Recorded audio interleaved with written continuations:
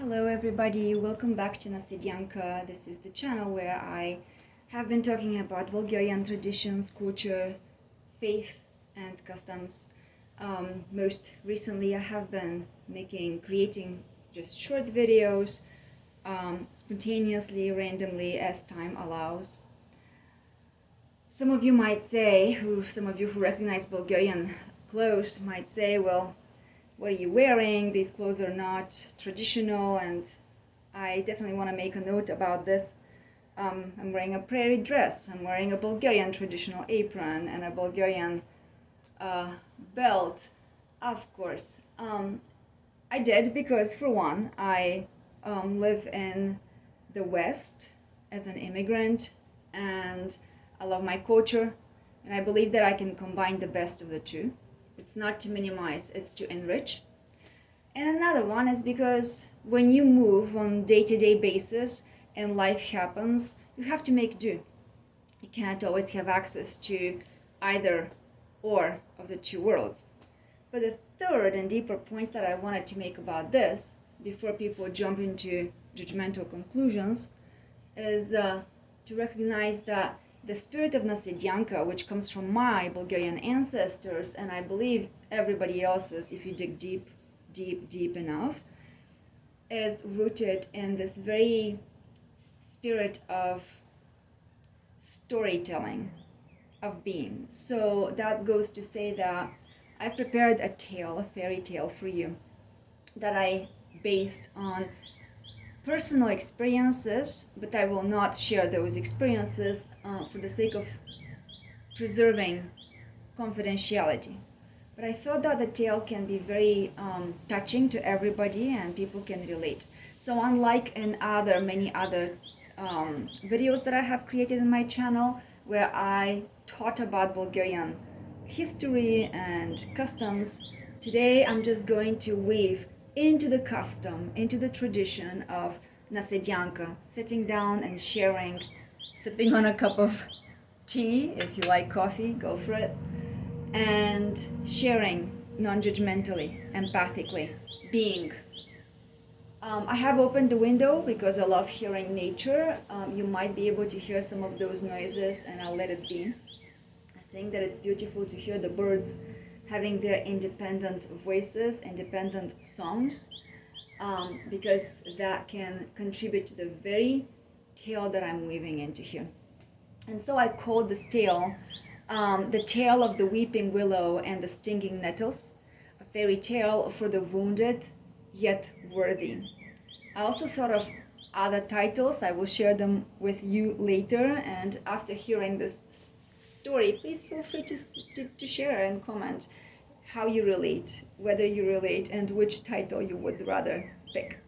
My hope is that it brings calm and solace, and above all, a compassionate and sacred space to hold what many of you might be actually experiencing at this time.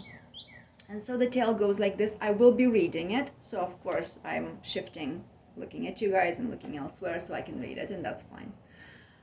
So the tale goes like this. Once upon a time, in a quiet glade between two mountains, there lived a weeping willow whose roots drank deeply from the hidden waters beneath the earth. She was not like other trees. Her branches bowed with grace, and her leaves whispered prayers with every breeze. The villagers often passed her by, thinking her too sensitive for the harsh sun or the cold wind. But the willow kept standing. From a young age, the willow believed she was born from a broken branch, that her very life had split a family apart. She grew with guilt as her shadow stretched over the ground, always wondering if her tenderness caused pain instead of offering shade and comfort. Nearby, wild stinging nettles also grew. They were not wicked, they were protectors, but their touch could burn, especially to those who wandered too near without care. The willow tried to love the nettles, She bowed toward them, offered her shade, and even watered their roots when the sun scorched the land. But time and again, the nettles stung her, especially the ones she let closest, the ones she thought would guard her, not harm her. Over time, the willow grew weary. Her bark thinned, her sap slowed. The stars above no longer sang to her as they once had. One by one, the winds that once carried her prayers became silent. Even the birds that once nested in her branches flew away. One morning, after a long night of storm and silence, the willow no longer reached toward the sky. She simply stood, silent, still. And in that stillness, something shifted, not in the world, but in the soil. The roots of the willow, having spent so many seasons wounded, broken, and buried, had grown deep, so deep in fact that they touched a spring no other tree had ever reached, a spring of living water. And with it, a voice from beneath the earth, gentle and clear. You are not poison, you are planted. You are not poison, you are planted.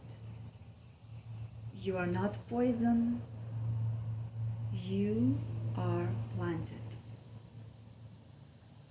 The willow trembled. She remembered all who had left, all who had wounded, all who had misunderstood her trembling leaves and sacred silence.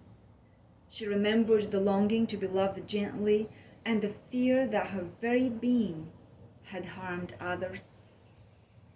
That voice spoke again. You were not born to be rejected. You were born to weep for the world, to carry the pain others are too hardened to hold. That is not a curse. It is your crown.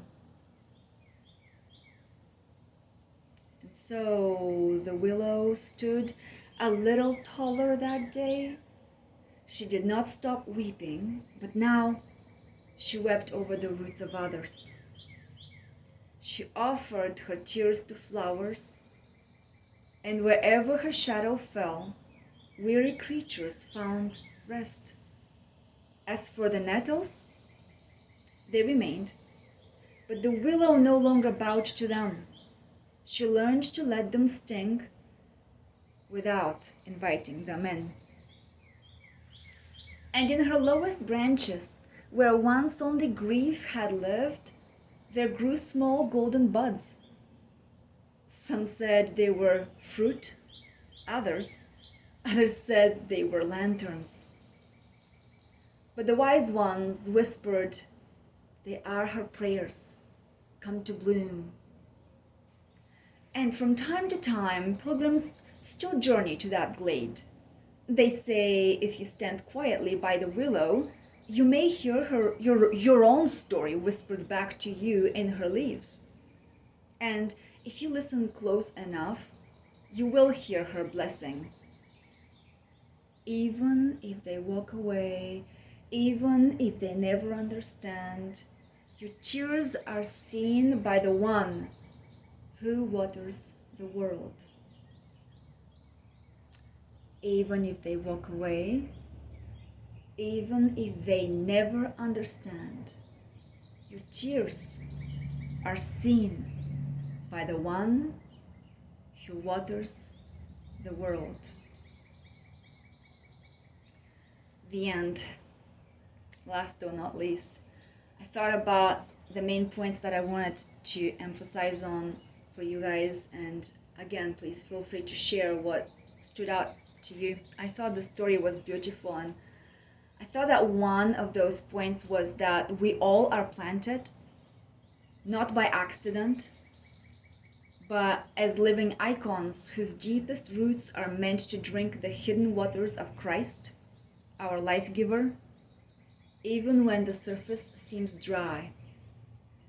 And when I ask what is the meaning of life and what's the purpose in simple human understanding, and I struggle to grasp what does the afterlife look like, why do we all go through so much pain and misunderstanding, through so much wounding, this speaks to me.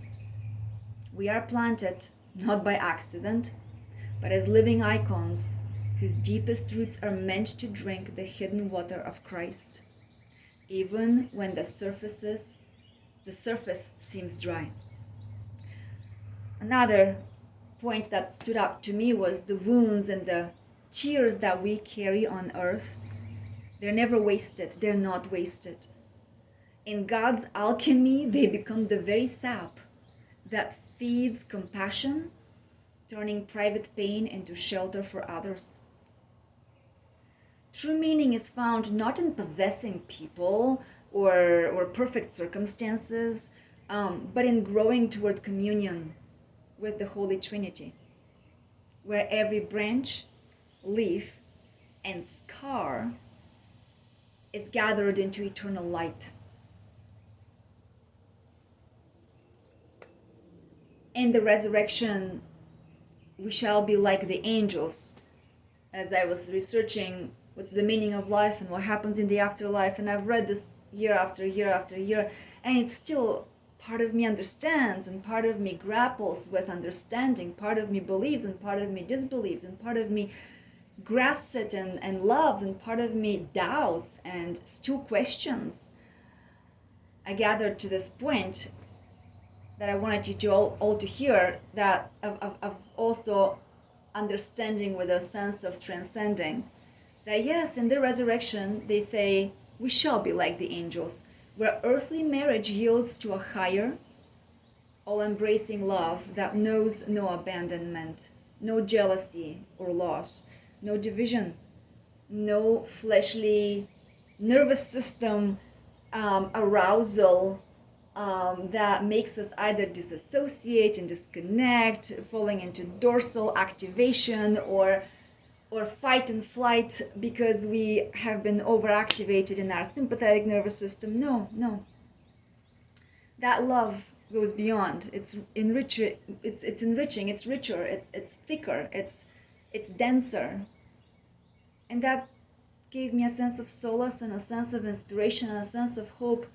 We all are so conditioned, and correct me if I'm wrong, but from my experience, I noticed that in our culture nowadays, we're so conditioned, excuse me, we're conditioned to believing that as if a fleshly encounter, like we have to find a boyfriend or a husband or a wife or a friend, like a fleshly person, and then their stimulation of dopamine or serotonin release is going to be our salvation. People time and again tell me how much they want to arrange this life where they feel this sense of relief, being taken care of, being with somebody else, a sensory relief. But from the eyes of that grow beyond pain, compassion, and they transcend the meaning of life, I've come to see that this is very immature, infantile, without judgment. No judgment imparted, because of course we're going to feel it in that way. We are planted inside of this body that craves attention, love, dopamine. However, there's something that was so deep in understanding that until that day of resurrection, boundaries are actually holy. Forgiveness may flow, yet the heart is free to step back from what stings, trusting that Christ, our Creator, alone is limitless hospitality. The love of human beings is broken. The love of God is beyond what a human can afford, but we're called to strive toward. I also thought of, imagine that we all want to cook this awesome, delicious pie that has 20 ingredients. However, everybody's only given 3 ingredients. You have 3, I have 3, the neighbor has 3, and we keep looking into the other person's ingredients thinking that they would enrich our taste, when the truth is you only have 3, they only have 3, I only have 3. And many times when people go through pain, misunderstanding, they think and assume that that's it. We're unloved, nothing works, doom and gloom.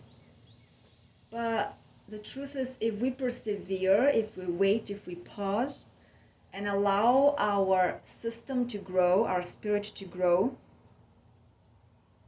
we begin to slowly accumulate ingredient after ingredient after ingredient. And sometimes this is the point of a compassionate, deep heart that does not judge but embraces and says, "You're holy, I see the holy in you, and I'm here.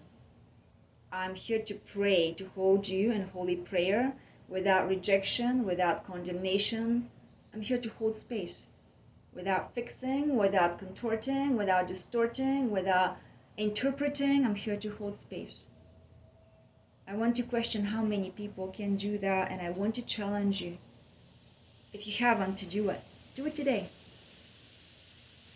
The afterlife is not a fog of disembodied spirits, on the other hand, but the full flowering of our true selves, body and soul transfigured, where joy no longer has to fear grief's return. We're told even by Christ's example from the Bible that in the resurrection he came into body, into his own shape, except it was transfigured. It had more attributes so it could walk through walls, through doors.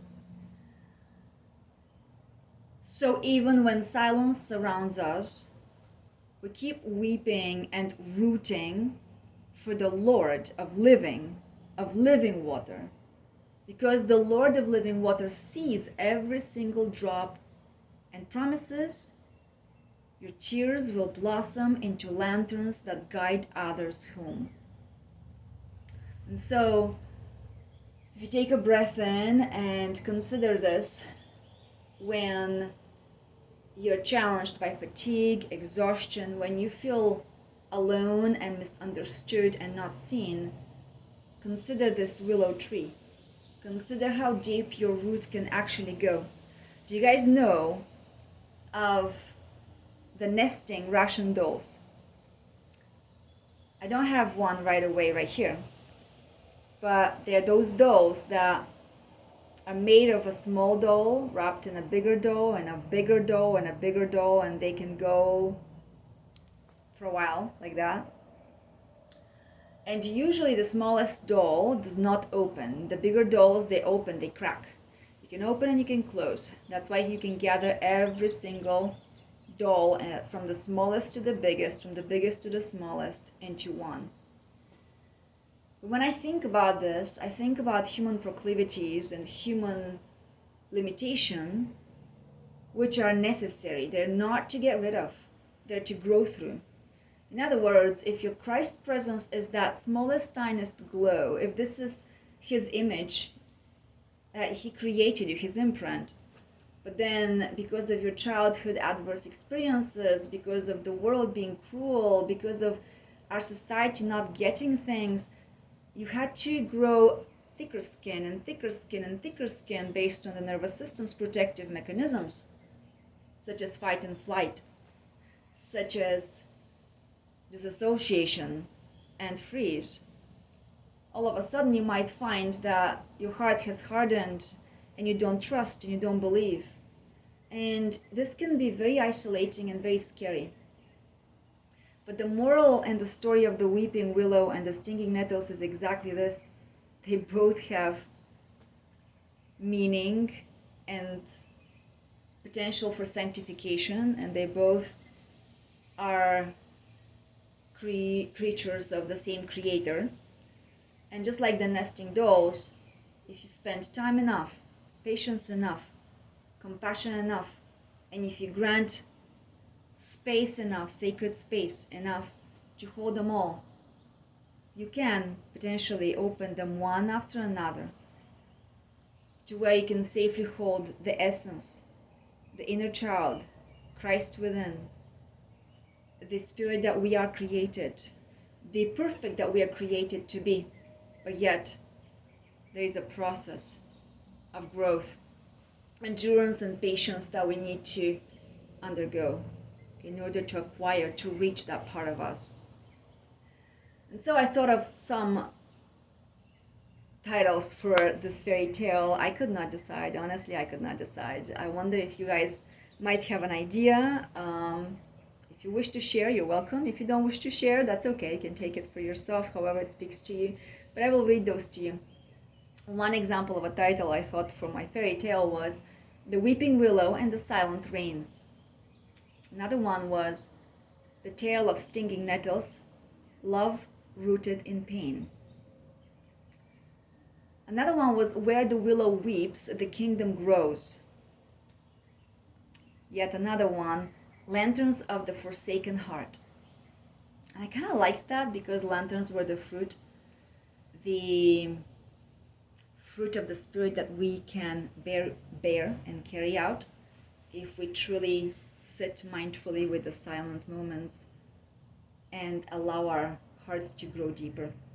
Another one, though, was She Who Loved Too Deeply, A Tale in 7 Petals, or The Garden Beyond Abandonment, The Garden Beyond Abandonment. Kind of made me think also of the Garden of Eden. So many people misunderstand it and think that this garden is some sort of a hatred and condemnation and abandonment, but this is actually very wrongly understood, because actually it is a warning, it is a story of foreseeing of the Lord who created human beings and shelled them and gave them attributes such as male and female bodies, even though in heaven we don't have those male and female distinctions. Christ tells us in the Bible. God, in his fashioning of humans, still created men and women with those attributes because he foresaw the fall of man. If I'm not mistaken, I think that Saints Basil and Gregory, some of the ancient fathers, talk about this in more depth. I think Maximus the Confessor has possibly address that. If you guys are interested, I can dig sometime in the future and look into this. But I know that the Holy Fathers from Orthodox Christianity have written extensively about the meaning of the garden and the fall of man and our nature. And it goes very much against and concrete opposition to some of these crooked and negative interpretations of what I see nowadays in our modern world, especially the Western world. Unfortunately, it trickles everywhere around the globe, of people who interpret Christianity as evil and negative. I think it's a very huge wound of the soul that can lead somebody to making that conclusion because it lacks clarity. A few other titles I thought about for my fairy tale story were A Crown of Nettles, A Heart of Light, The Tree That Learned to Pray, The Silent Soil, A Parable of Grief and Grace, or how about Rooted in the Invisible? So I could not make up my mind. I'm offering you all of these titles, and maybe every one of you will select a different, depending on where your soul is situated at this time. I hope that this moved you. I hope that this inspired some peace and care and calmness and hope for growth and healing. None of us is perfect. None of us has it all together. And if you ever wonder if you're alone and what the point is, I welcome you to Nasedyanka, where I feel the honor and the appreciation to share the space with you that it may nurture back. This is just a hobby channel. There is nothing professional about this, but I hope that it fills you with the light so that you may light up your lanterns and then use your flame. Use your flame to bring more light into the world, light of compassion, love, forgiveness, wisdom, and use your flame to burn distortions, to burn shadows, to burn wickedness. Boundaries build bridges. Boundaries don't have to destroy. I think that's another way in which people have gotten it wrong. And so with this, I'm going to wrap up. I will be revisiting this channel again sometime in the future, God willing, in God's time. I hope that this touches you in a healing way. Be well, and I will be happy to hear from you if you ever wish to share in the comments. And again, if not, that's okay. Be well. Bye-bye.